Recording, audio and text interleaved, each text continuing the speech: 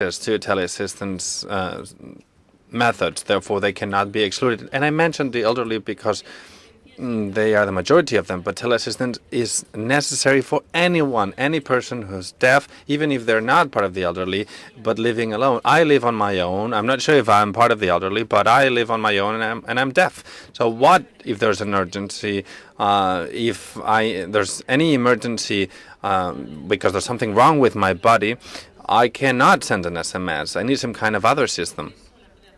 In this conference, the Vodafone Federation and the National Deaf People Confederation have presented the TELTES system, teleassistance for deaf people, which is now taking place in 4 different regions in Spain, so that this teleassistance system is also accessible for deaf people. And we are very appreciative of the work done by this association, but we want to underscore that there's a wide diversity in deaf people. Some people sign, although the majority use oral language, and that's why, given that we're all working for the same group, this project has to be expanded to all deaf people. We need this teleassistance system to be accessible for everyone. The Red Cross is working on improving these teleassistance systems, and at the ACAF Federation, we're open to collaborating in order to improve the system. We need to be aware that although there are people who don't actually believe this, actually pretty much 90% of deaf people understand our interlocutors. We speak and we have good writing and reading skills, but that's why we need awareness-raising campaigns in terms of oral communication. And we want to quote a contribution that was actually given in this conference. José Ángel Valero said this: technology must understand the needs of users that are personal and that are changeable at any given time. They need to offer the necessary response, tailor-made, of course, and technology allows this, but we need some kind of awareness between sponsors and organizers, as we have seen in this conference with live subtitling. We, the deaf people, have had access to this participation.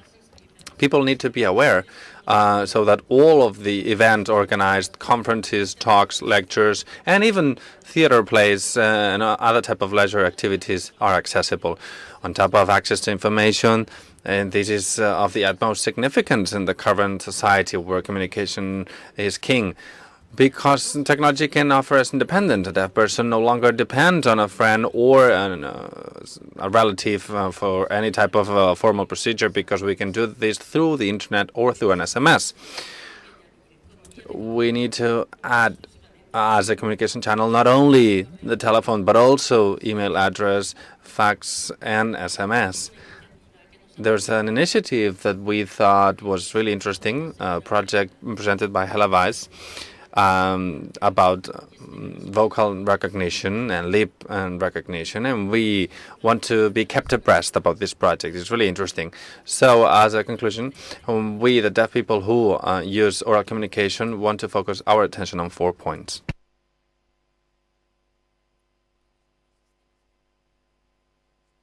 New communication systems, both fixed and mobile, have to be designed on the basis of deaf people needs, and therefore they will be accessible for everyone.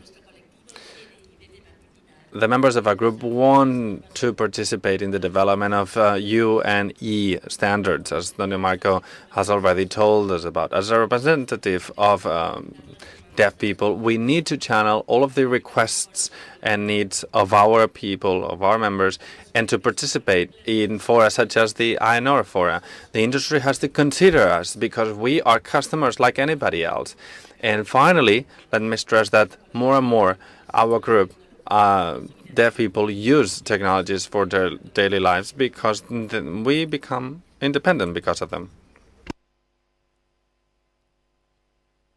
So at the end of the day, we're very grateful to all of you, to the technicians attending, and everyone who has made this conference possible.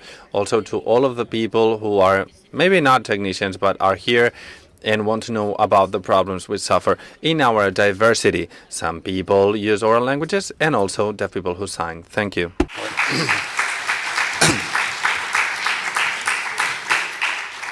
Gracias, Fanny. Thank you, Fanny. I'm going to convey your comments to Miguel Ángel Valero, because many of us agree with what he said in his conference, in his presentation, about the adaptation of technology to the people. It's technology that has to be at the service of people. And we definitely share, well, you have been present in all the presentations, and you have given a magnificent summary from our point of view. I would like to ask the speakers to take note of what she has said. I think that they're already doing it. We're now going to give the floor to Encarna Muñoz, who will give us her point of view, not only about the conference, but also on behalf of the deaf people that she represents. She's going to tell us a little bit about her view on technology. I'm the chairwoman of the Deaf People Association in Catalonia. We have 9 associations of deaf people that belong to our federation. They are users of sign language, and they also are users of oral language. I would like to thank the organization for inviting me to participate in this roundtable discussion. As by way of conclusions, well, I think that the conference has been very positive. It's interesting to see so many different companies and universities cooperating in the search for improvements in order to improve and to enhance quality of life. I do believe that the approach focused on domotics and robotics has rather focused on physical disabilities, also on the elderly and people with reduced mobility. In general, disabilities. And I think that all the presentations about smart houses and so on have been very interesting, because they provide independence and autonomy. But we believe that there is still a long way to go, particularly with deaf and blind people who do not hear, who do not see. It is a problem because they're not going to see, even if they live in a smart house, all those light signals, all those visual signals. And it is a very unexplored territory, deaf and blindness. And I would like to ask experts to search for potential solutions in order to improve the quality of life of these doubly disabled people, because many of these people live on their own and they cannot use teleassistance, remote assistance, or any other resources. I think that they are highly dependent and their lives are fairly difficult. A lot of people, a lot of them live on their own, and this is appalling in some cases. I also like the project that I heard from the CNSE to facilitate accessibility for people who use sign language, so that they can, for example, call the Red Cross or whatever emergency service they might need. And I think that has been a great step forward, but we still need more development. We need to keep developing new technologies. I believe that technology is possible. It is already there. But the problem, the greatest problem, of course, is financial cost. I know that the state really cuts back budgets for disabled people, but development is also very closely linked with financial and purchasing power. If governments understand that disabled people are full-fledged citizens, it's very good to acknowledge it. But if they do not generate and provide subsidies and aids, it will be very difficult to advance in the projects. Of course, a lot has been done in implants and hearing aids, but this usually helps people who lose hearing throughout their lives, or they have hypoacusia, hard hearing. So they have technical aids, of course, but I do not think that that is a paradigmatic solution that solves every problem in their life. Even with implants, they need to have subtitles, and it's of course very respectable, and it's a personal choice. Technologies advance very quickly, and I think that one of the most interesting technologies in that respect is the internet. For deaf people, it has been marvelous because they can very easily access everything. Everything is very visual. It's visual.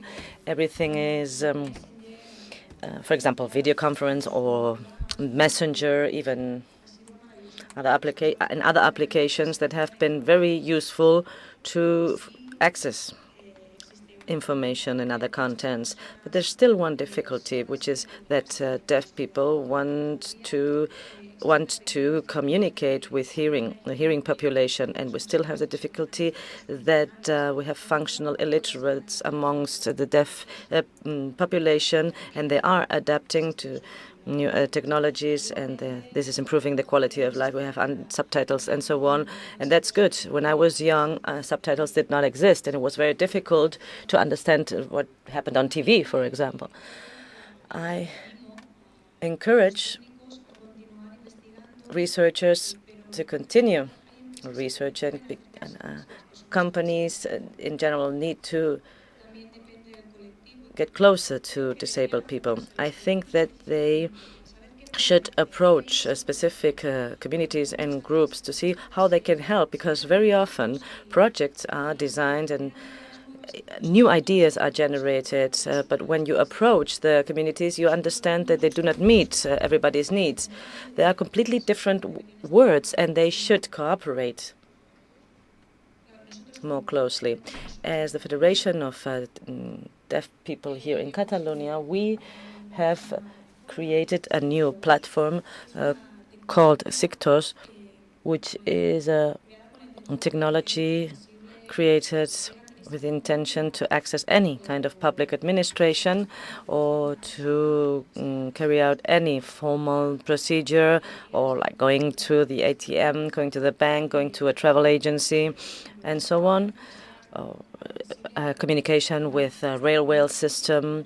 This project, Sictos, is a platform with an online interpreter where the deaf person advises them that they use a sign language and that they are deaf.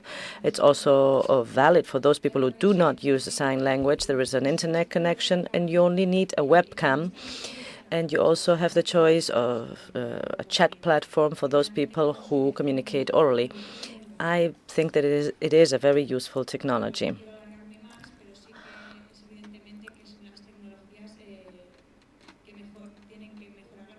Obviously, these technologies should aim at improving all people with disabilities, not only deaf people, but we have to be very well acquainted with the needs of each community.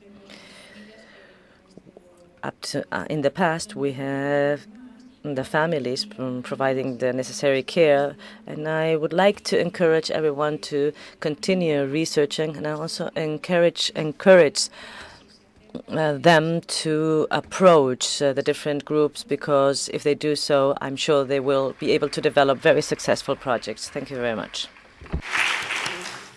Gracias, Encarna. Thank you, Encarna.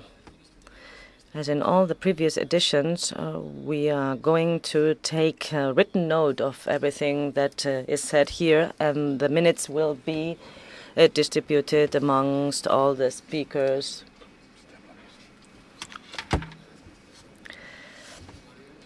With all the comments from the users, what do we ask? What do we ask researchers to do? As I said, this minutes will be distributed amongst the speakers and the participants, and I hope that they will be useful for the next edition, and to those people who come for the first time next year, in 2 years. We're now going to take the point of view of blind people.